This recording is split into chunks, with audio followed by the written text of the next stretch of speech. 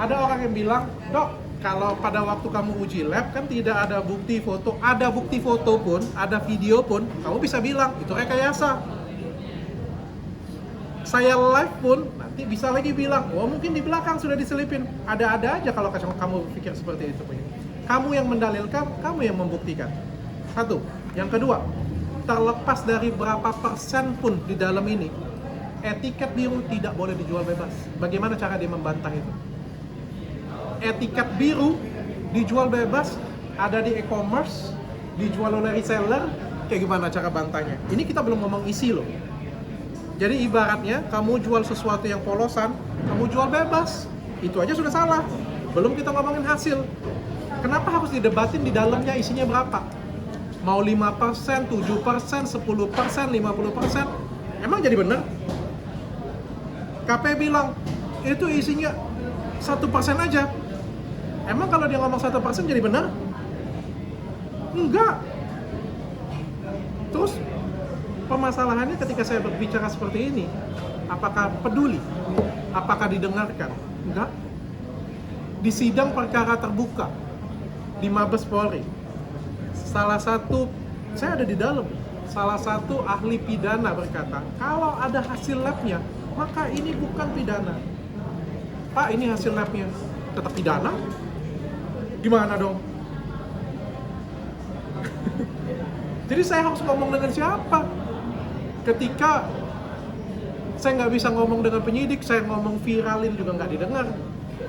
Ya, akhirnya saya nunggu pra-peradilan. Beruntungnya masih ada orang baik, masih ada orang benar. Saya juga terima kasih kepada Bapak Hakimnya. Berkat besar untuk Bapak Hakim dan keluarga, karena Bapak Hakim membela yang benar. Itu hasil dari poin-poin kemenangan Dr. Richard dari pra-peradilan itu sendiri, apa yang jadi momen penting bagi dokter sendiri? Semuanya, Mas. Ini adalah titik balik kehidupan saya. Mas bisa bayangkan nggak kalau anaknya Mas itu ditangkap seperti itu, Mas? Bayangkan anak Mas diangkat dari rumah, dibawa, tidak bersalah, bebas, dimasukin penjara di dalam lagi, dikasuskan, terus tiba-tiba hakim ketok palu, anak Mas nggak bersalah. Saya pengen tanya, perasaan Mas kayak gitu? Marah, Mas. Jadi kalau ada yang bilang dengan saya, udahlah dok, lupain aja. Lu gila lu. Gue belum bisa. Sumpah gue belum bisa. Jadi tidak ada ruang untuk ruang damai untuk KP ya? Karena tidak melakukan perbuatannya begitu tega terhadap Boleh, ya? masuk aja dulu. Ganti sama aja. Saya 2 kali kan? Yeah. Ganti 2 kali 24 jam, dia masuk. Biar adil dan Ya, merasakan. biar adil ngerasain sama-sama. Oke, kita maaf-maafan. Dok, bagaimana dok rasanya pengalaman di dalam penjara gitu, di ruang yang sempit itu, hidup bareng sama 80 orang gitu? Kamu tau nggak, keluar dari penjara saya pengen apa? Saya pengen jadi anggota DPR. Sumpah, saya ngomong ya, bagi semua di sini ya, kalau ada yang mau ngelamar saya ke partai, saya minat loh, sumpah. Alasannya kenapa dok? Satu, saya pengen perbaikin kesehatan di Indonesia. Saya berani pengen perbaikin unsur kesehatan di Indonesia. Yang kedua, ya saya cukup didukung orang banyak. Yang kedua, yang salah satu yang saya pengen perbaikin adalah penjara di Indonesia. Kenapa dok? Melihatnya di segi gimana dok? Penjara? Mungkin lebih ke fasilitasi gitu ya dok? Iya. Saya boleh ngomong nggak sih sebenarnya ini, aku nggak tahu. Tapi yang jelas, noleh ke kanan ke Tia, noleh ke kiri ke Tia. Nggak bisa napas, sumpah. Saya nggak tahu, mungkin saya dimainin kali ya, saya nggak tahu ya. Soalnya seorang dokter, Mas, saya punya ajudan. Saya punya ajudan pribadi, Mas. Saya ini yang punya Athena Group. Semua tahu mungkin ya. Klinik kecantikan Athena Group, Dr. Hen. Itu punya saya. Ada 23 cabang. Mungkin orang ada beberapa yang ngelihatnya dokter biasa. Saya ini yang punya 23 klinik kecantikan, salah satu yang terbesar di Indonesia. Bukan saya sombong, tapi ini memang salah satu yang terbesar di Indonesia. Saya punya ajudan yang kemana-mana selalu ngawal saya. Saya punya Aspri, asisten pribadi yang samping saya. Cuma satu yang nggak dilakukan oleh Aspri saya adalah nyuapin saya makan. Saya masih mandiri kalau makan, tapi pesenin saya makan, datengin saya piring, mesenin sampai apapun itu, Saya punya banyak aspri yang melayani saya. Kebayang nggak mas? Saya yang hidup seperti itu, meskipun memang dulu saya susah. Saya yang dulu hidup seperti itu, tiba-tiba di dalam PJK. Kebayang nggak? Sangat menderita ya. Sebelah saya pencopet, jambret, teroris. Napas saja saya nggak bisa langsung. Dan bukan itulah masalahnya mas. Kalau saya salah oke. Saya terima dengan lapang dada dan terbuka. Setelah seperti ini saya nggak bersalah, kayak gimana coba? Siapa yang mau ganti? Makanya saya bilang siapa yang mau ganti?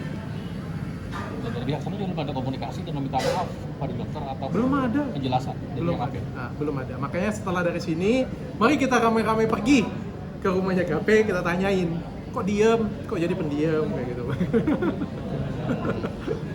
Dok, tapi sekarang gimana sih dok? Sudah cukup sangat-sangat legakah ketika mendengar kabar ini? Meskipun masih ada sedikit, tadi kan dokter bilang kesel gitu, ada sedikit. Saya kesel banget.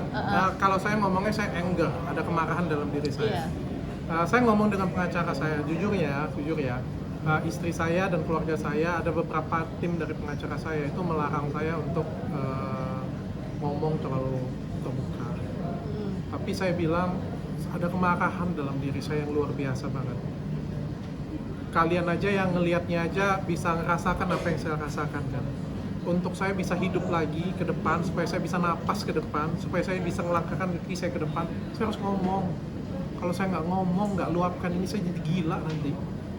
Saya nggak mau gila. Lebih bagus orang lain yang gila daripada saya gila. Udah aku bener, aku dizolimin, aku diem pula.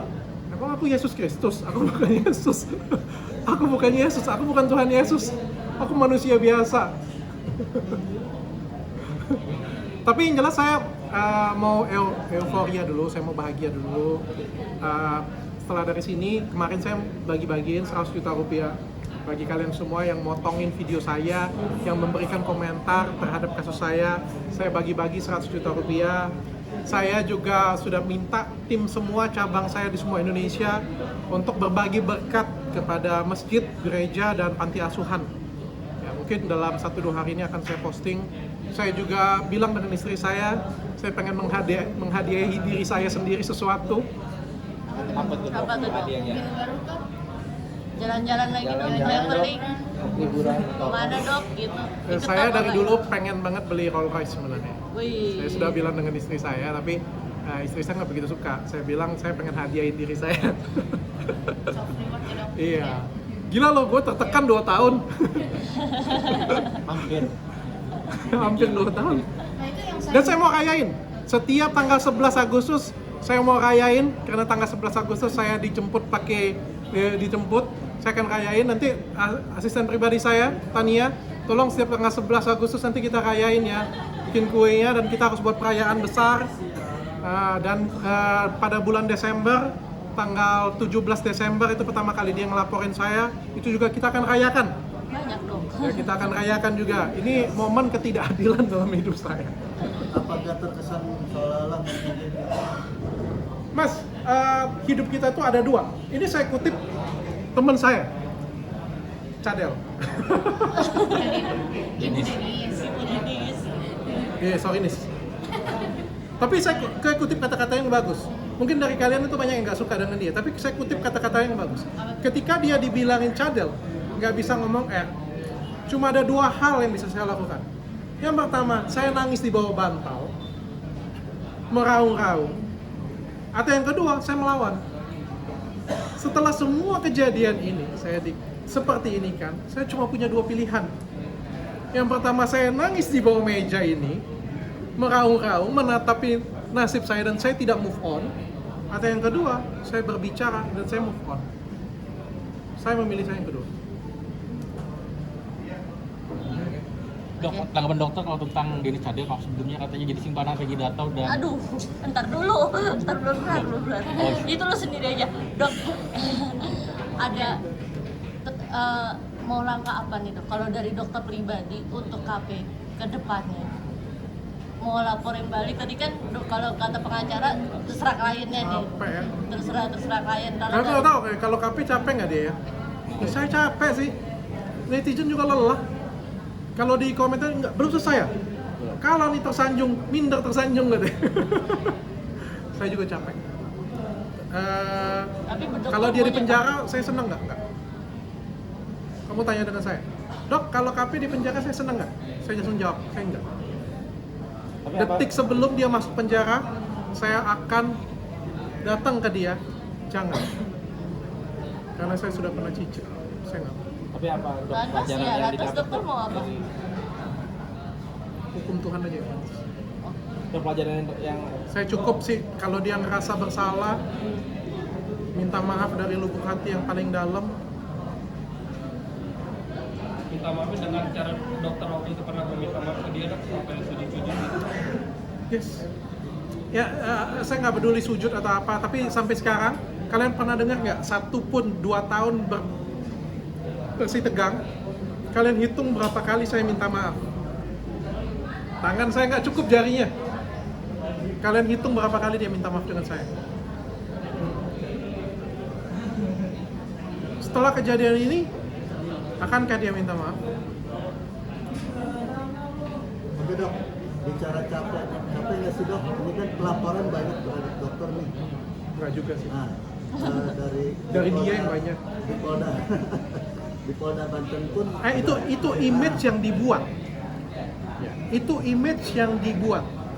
Banyak laporan dokter bermasalah. Padahal apa? Gak ada masalah. Saya memperjuangkan sesuatu yang benar. Kalau kayak gitu caranya, Mas. Kalau seperti itu caranya, kalau misalnya nanti suatu hari nanti ada pahlawan beneran, bukan saya. The real pahlawan, kasusin aja. Kalau suatu hari nanti, itu kita nggak ada yang tahu ya, ada nabi lagi yang datang ke dunia ini menyelamatkan umat manusia, laporin aja. Maka image-nya akan selesai. Image-nya menjadi banyak masalah. Enak banget di Indonesia kayak gitu kan?